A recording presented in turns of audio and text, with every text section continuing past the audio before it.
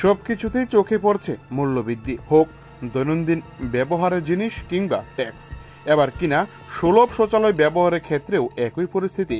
সরকারিভাবে আগরতলা স্মার্ট সিটির বিভিন্ন স্থানে নির্মাণ করা হয়েছে জনসাধারণের ব্যবহারের জন্য সুলভ শৌচালয়। যদিও এইগুলো পরিচালনা এবং পরিষ্কার পরিচ্ছন্ন রাখা বাবদ সর্বসাধারণের কাছ থেকে মূল্য আদায় করা হয়ে থাকে। আগে 5 টাকার বিনিময়ে এই শৌচালয়গুলো ব্যবহার করতে পারতেন সকলে, কিন্তু দেখা যাচ্ছে আগরতলা পৌর নিগমের পক্ষ থেকে মূল্যবৃদ্ধি নিয়ে নয়া বিজ্ঞপ্তি জারি করা হয়েছে, যাতে লেখা রয়েছে এই শৌচালয় ও বাথরুমগুলো ব্যবহারের ক্ষেত্রে এবার থেকে ধার্য করা হবে জনপ্রতি 10 টাকা। 1 এপ্রিল 2025 থেকে কার্যকরী হচ্ছে এই বিজ্ঞপ্তি।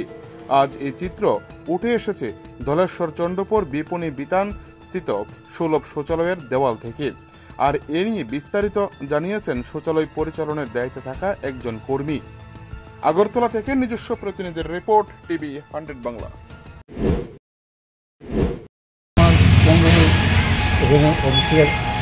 একটা কাগজ লাগিয়ে দিয়েছে, ওটা সব কিছু লেট্রিন বাথরুম 10 টাকা করে করে দিয়েছে। আগে কত করে আসছিল? আগে ছিল 5 টাকা, এখন 10 টাকা।